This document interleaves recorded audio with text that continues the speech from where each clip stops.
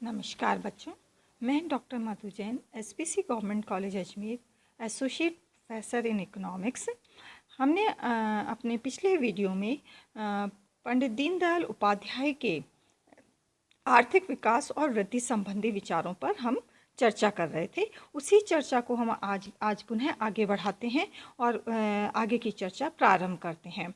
एकात्म अर्थनीति पंडित दीनदयाल का ये एक और विचार है जिसमें उन्होंने अपने संपूर्ण जो है विश्लेषण को विवेचित करने का प्रयास किया है।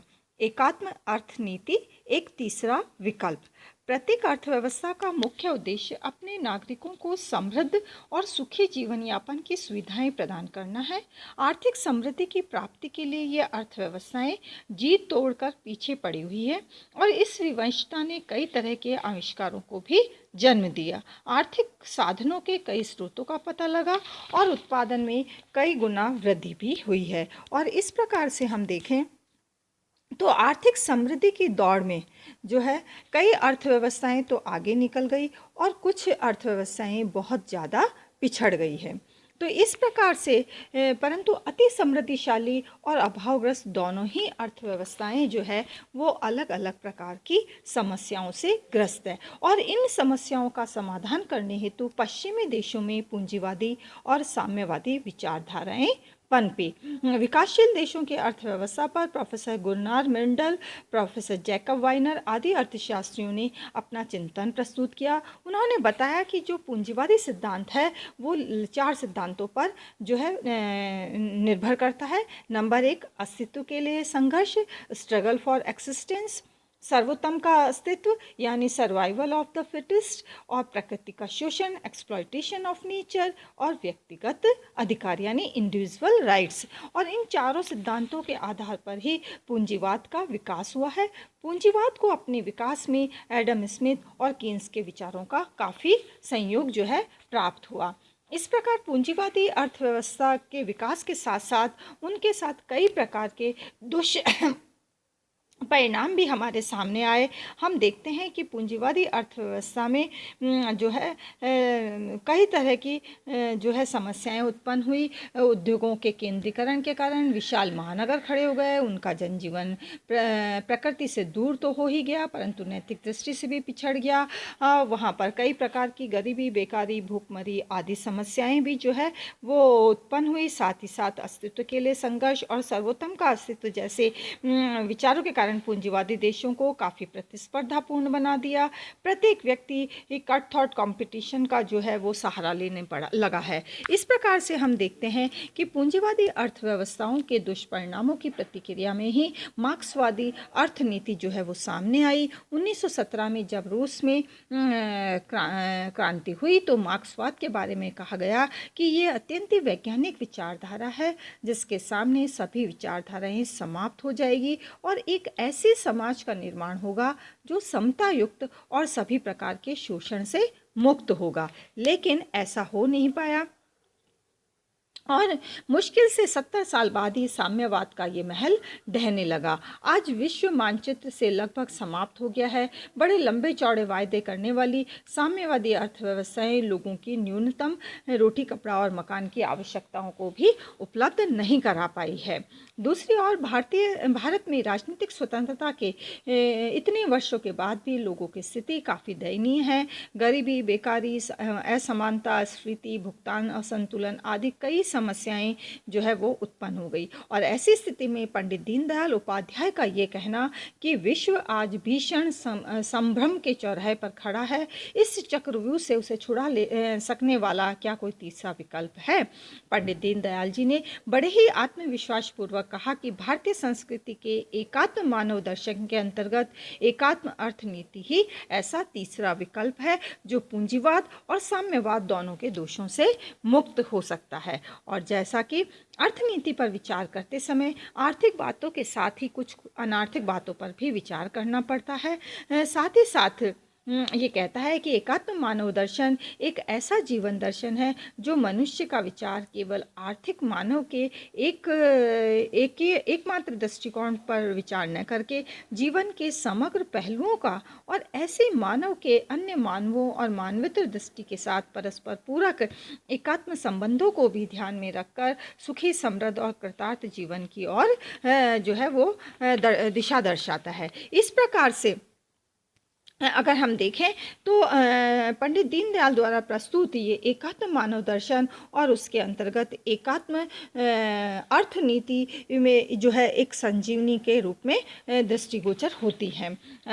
जैसे अपने आर्थिक चिंतन की व्याख्या करते हुए पंडित दीनदयाल उपाध्याय कहते हैं कि भारतीय अर्थनीति विकास की एक दशा नामक एक पुस्तक लिखी और इस पुस्तक में अर्थनीति की विवेचना करते हुए उन्होंने अपने एकात्म मानव के अर्थायाम की व्याख्या करने का भी प्रयत्न किया है। उनका कहना था कि समाज से अर्थ के अभाव और प्रभाव दोनों को मिटाकर उसकी समुचित व्यवस्था करने को अर्थायाम कहा गया है। उनके द्वारा बताए गए वे विभिन्न आर्थिक विचारों को हम भारतीय संस्कृति के संदर्भ में निम्न प्रकार से विवेचित कर सकते हैं। जैसे पहला है भारतीय संस्कृति में अर्थ। अगर हम देखें तो भारतीय संस्कृति में धर्म को आधारभूत पुरुषार्थ माना गया। सुखस्य मूलम धर्म है, धर्मस्य मूलम मूलार्थ। चाणक्य के इस कथन के अनुसार अर्थ के बिना धर्म जो है वो नहीं टिकता है और इस प्रकार से जो है भारतीय संस्कृति में भारतीय ढंग सदा से ही धर्म का ढंग रहा है और इस धर्म के इस ढंग पर ही आर्थिक नवनिर्माण के लिए नक्शे को तैयार करने की ज़रूरत है। यहाँ पर हम जानते हैं कि जो धर्म की वेदों की व्याख्या हम लेते हैं जिसमें उसके 12 लक्षण हैं वो बताए गए हैं इस प्रकार से और वह है इसमें धर्म का आदि लक्षण सबसे महत्वपूर्ण है और वह है श्रम। श्रम को धर्म का पहला लक्षण बताया गया है। धर्म की महत्ता का ज्ञान मार्क्स और एंजल्स के जन्म तक रुका नहीं रहा। ये आदि पुरातन काल में भी सहज अनुभूति से हमने मानवता को दे दिया था। अतः श्रम का अधिकार देना राज्य का मूलभूत कर्तव्य है। इसी प्रकार मनुष्य को श्रम करने का अधिकार देना भी राज्य का मूलभूत कर्तव्य है।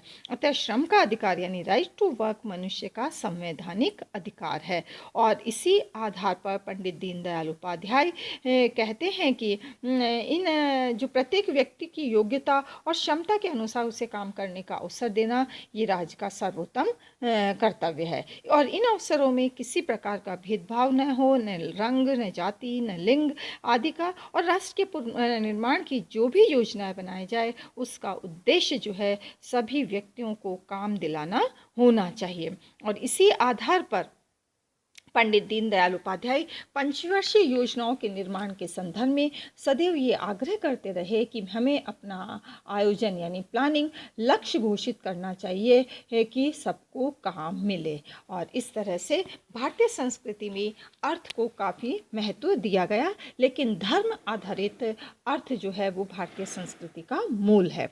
दूसरा है धन का मनोविज्ञान। धन का अभाव मनुष्य को चोर बनाता है। अभाव के क्षणों में की गई चोरी को भारतीय शास्त्रकार जो है वो अपराध नहीं मानते हैं और इस तरह से अर्थात समाज में धर्म का अभाव और अभाव मूलक नियोजन समाज में अधर्म को धर्म बना देता है। वैसे ही अर्थ का प्रभाव भी धर्म का नाश करता है। अर्थ जब अपने में या उसके द्वारा प्राप्त पदार्थों में या उससे प्राप्त भोग विलास में संग उत्पन्न करता है तब अर्थ का प्रभाव कहा जाता है और इसलिए ये पंडित दीनदयाल उपाध्याय ये प्रतिपादित करते हैं कि समाज के मानदंड ऐसे बनाए जाए कि हर वस्तु पैसे में ना खरीदी जा सके। शरीर शक्ति में दुर्बल अपने बुद्धित्व का उपयोग कर धूर्तता से धन कमाकर अपनी रक्षा का मूल्य चुकाएगा और श्रम का रुपए पैसे में मूल्य आंकना संभव नहीं है। अर्थात धर्म और पारिश्रमिक दोनों का अर्थशास्त्र के क्षेत्र में घनिष्ठ संबंध होने पर भी व्यवहार जगत के लिए सर्वमान्य मूल्य सिद्धांत निश्चित करना न तो सरल है न उपादेय है।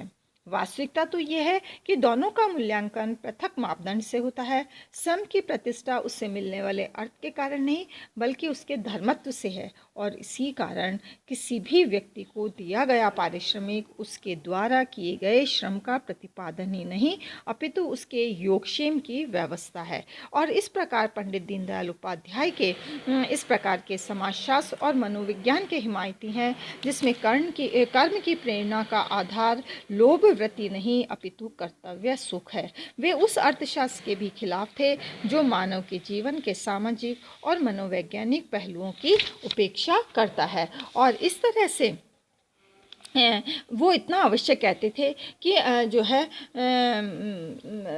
अपनी ही गति से चलने वाले अर्थशास्त्र के हवाले समाज को नहीं किया जा सकता है। पंडित दीनदयाल उपाध्याय की मान्यता है कि उपभोगवाद, स्पर्धावाद, वर्ग संघर्ष, इन सब का आधार अनियंत्रित उपभोग है, अनलिमिटेड कंजम्पशन है। और इस प्रकार पश्चिम ने अधिकाधिक उपभोग के अपने पुराने सिद्धांत को ही चलने दिया, उसमें संशोधन की जरूरत नहीं समझी। जबकि वास्तविकता ये है कि अधिकाधिक उपभोग का सिद्धांत ही मनुष्य के दुखों का कारण है। उपभोग की लालसा यदि पूरी की जाए तो वह बढ़ती ही चली जाती है और अंततः वर्ग संघर्ष, उसके ऊपर समूचा समाजवाद खड़ा है, और ऐसे उपभोग के कारण ही ये सब उत्पन्न होता है। इस प्रकार से मनुष्य की प्रकृत भावनाओं का संस्कार करके उसमें अधिकाधिक उत्पादन, समान वितरण, संयमित उपभोग की प्रवृत्ति पैदा करना ही आर्थिक क्षेत्र में सांस्कृतिक कार्य है, और यही सबसे सर्वोत्तम है। और यही अगर हम देखें तो भारतीय अर्थशास्त्री जे.के. मेहता कहते हैं कि अर्थशास्त्र आवश्यकता विहीन स्थिति जो है वो अर्थशास्त्र को बताती है, यानी आवश्यकताओं को कम से कम रखकर ही हम अपना मनुष्य जो है वो सुखी, समृद्ध और शांतिपूर्ण जीवन व्यतीत कर सकता है। नेक्स्ट है स्वामित्व का सवाल। प्रोफेसर, संपत्ति किसकी है? ये सभ्य समाज का आदिकालिक प्रश्न है। संपत्ति को संपूर्ण समाज चक्र का नियामक मान लेने से इस सवाल की अहमियत और ज़्यादा बढ़ गई है। व्यक्तिवाद और साम्यवाद के विचारात्मक संघर्ष ने इसे एक नवीन आयाम दे दिया है। संपत्ति पर व्यक्ति का अधिकार और संपत्ति पर समाज का अधिकार। तो उपाध्याय संपत्ति के स्वामित्व के लिए व्यक्ति और समाज के द्वंद्व को ही गलत मानते हैं। वे इसका उत्तर जो है, इस सवाल का सीधा उत्तर नहीं देते हैं।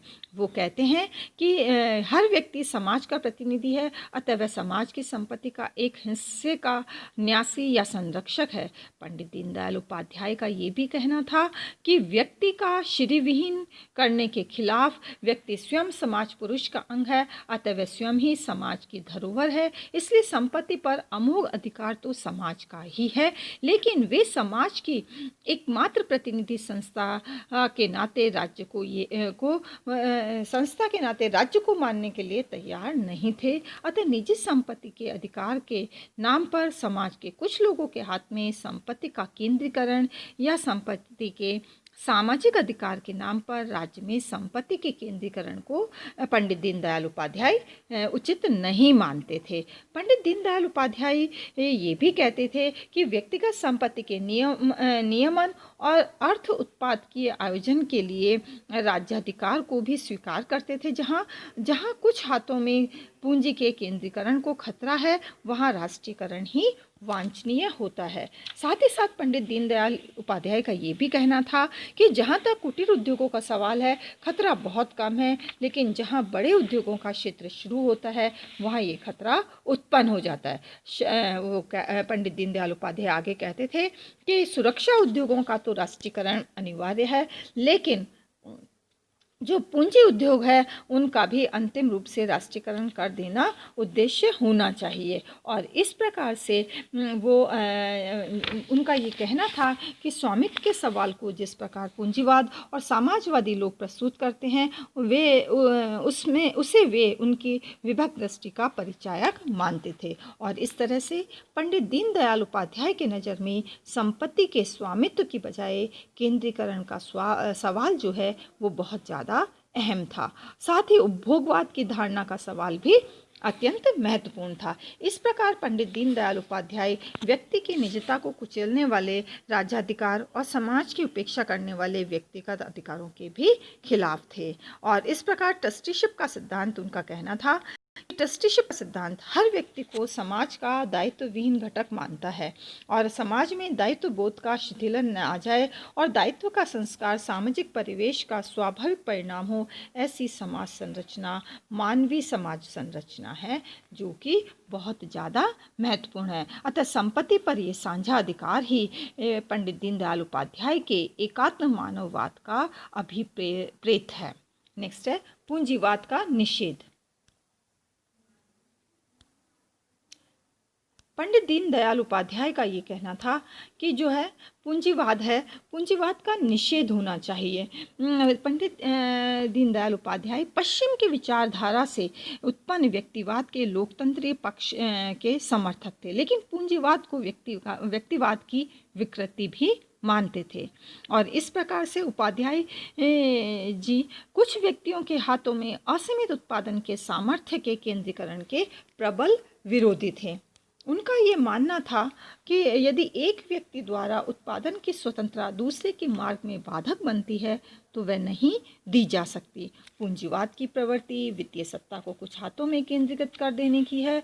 अपनी समाज निरपेक्ष मानसिकता के कारण वह मनुष्यों के हित के बजाय अपने स्वामित्व के कारण ही अधिक बल देता है। अतः केंद्रीकरण की प्रवृत्ति ही पश्चिमी औद्योगिकरण को पनपाती है, जहाँ मशीन मनुष्य के लिए संयोगनी न बनकर उसके लिए जो है वो स्पर्धनी बन जाती है। अतः जो है ऐसी स्थिति ये आवश्यक है कि एक जो पूंजीवादी व्यवस्था है में प्रतिक्रिया उत्पन्न करती है ये व्यवस्था, और सम्यक जीवन का नियोजन नहीं करती है।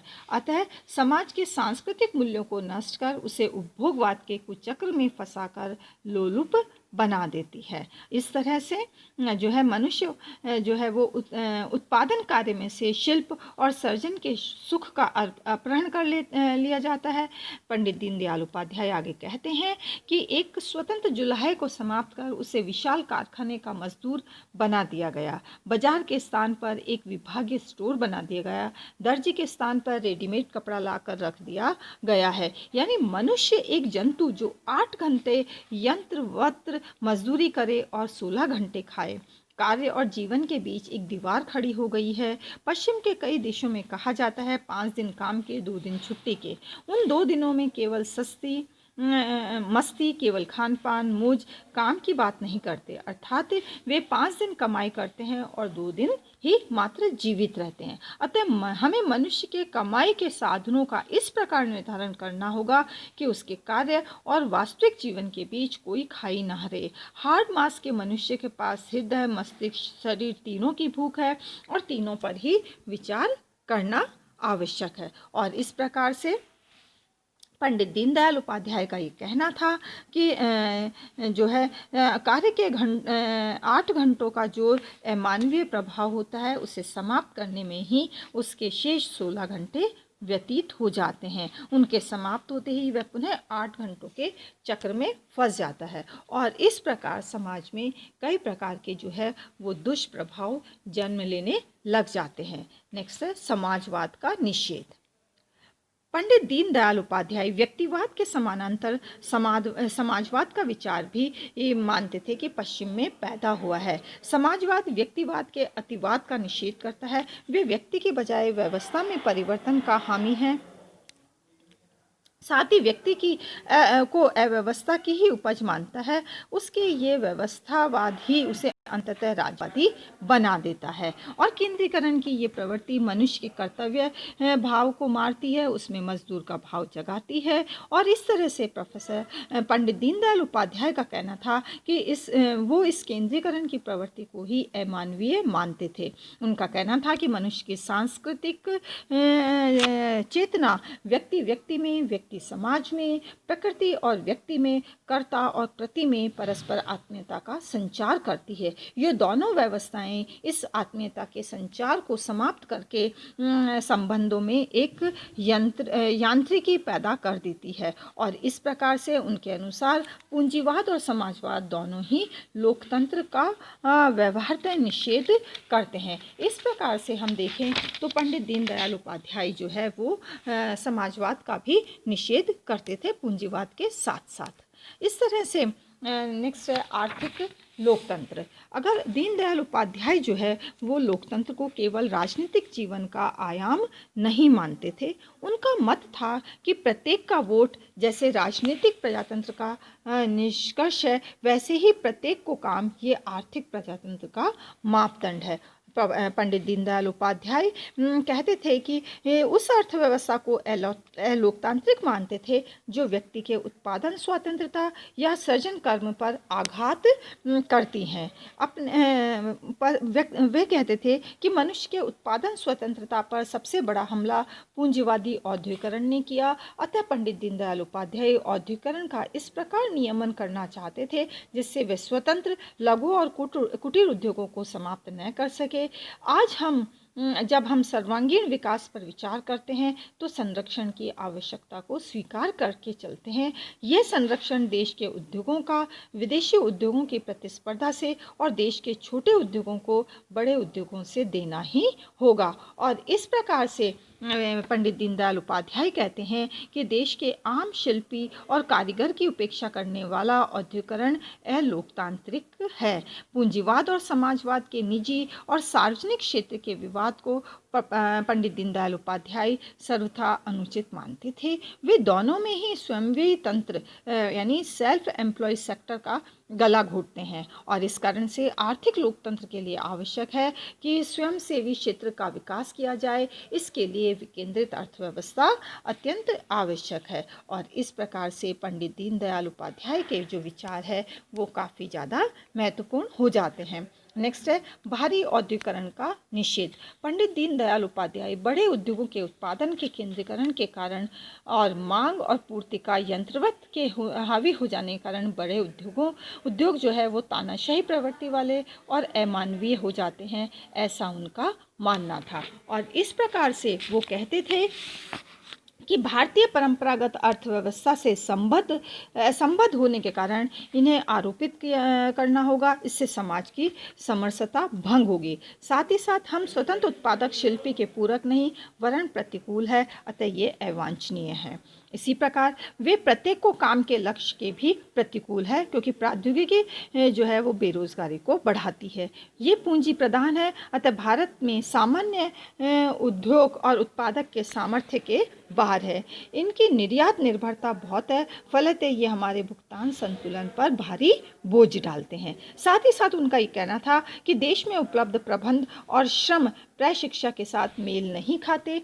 साथ ही साथ वे श्रमिक को कुटुंब, कुल, जाति और ग्राम समाज से विच्छेद कर एक नवीन कृत्रिम बोझिल मानव मूल्य और विरहित वातावरण में खड़ा कर देते हैं जो उचित नहीं है, यानी कि ये भारत की संस्कृति से मेल नहीं खाता। साथ ही साथ उनका ये भी कहना था इनका बहुत सामाजिक मूल्य चुकाना पड़ता है। नगरीकरण परिणाम स्वास्थ्य, आवास आदि भारी समस्याएं जो है वो उत्पन्न हो जाती है। साथ ही साथ उनका ये भी कहना था कि उद्योगों का केंद्रीकरण, उत्पादन और प्रबंध प्रणाली जटिल है जो अशुभ फलकारी ही नहीं है बल्कि लगाई गई पूंजी का गुणक प्रभाव भी कम होता है। साथ ही साथ उनका कहना था कि कृषि का निकट संबंध न होने से दोनों के बीच में, उद्योग और कृषि के बीच में शोषणकारी और जटिल दलाली व्यवस्थाएं जन्म ले लेती हैं। इस प्रकार हमारी श्रम प्रधान कृषि से मजदूरों को हटाकर शहरों में ले जाने से कृषि को प्रतिकूल परिणाम प्राप्त होगा जो संख्या और गुण दोनों ही दृष्टि से गांव जो है वो पिछड़ जाएंगे। साथ ही साथ एक स्थान पर केंद्रीकृत होने और स्थानीयकरण की प्रवृत्ति के कारण इसका सार्वदेशिक और विस्तृत विकास के मार्ग में भी बाधा उत्पन्न होगी। उनका साथ ही साथ ये भी कहना था कि बड़े उद्योगों के परिणाम स्वरूप ऐसे शक्तिशाली आर्थिक गुट तैयार हो जाते हैं जो देश की राजनीति पर भी कब्जा कर बैठते हैं। बड़े उद्योग भयंकर विषमता का भी सर्जन कर समाज में वर्ग संघर्ष की स्थितियों का निर्माण करते हैं और इस प्रकार से इन सब के साथ ही साथ बड़े उद्योगों का एक और खतरनाक पक्ष है विदेशी पूंजी निवेशकों से सहज ही उनकी दोस्ती हो जाती है और इस प्रकार से पंडित दीनदयाल उपाध्याय राष्ट्रीय औद्योगिक क्षेत्र में विदेशी पूंजी को बहुत ज़्यादा अमंगलकारी मानते थे। इस प्रकार से हम कह सकते हैं कि पंडित दीनदयाल उपाध्याय जो है वो बड़े उद्योगों के या उद्योगों के केंद्रीकरण के भारी जो है वो विरोधक थे। वो कहते थे कि ये जो है कट थ्रोट कंपटीशन को जन्म देती है जो मानव को मानव नहीं रहने देती है। Thank you so much.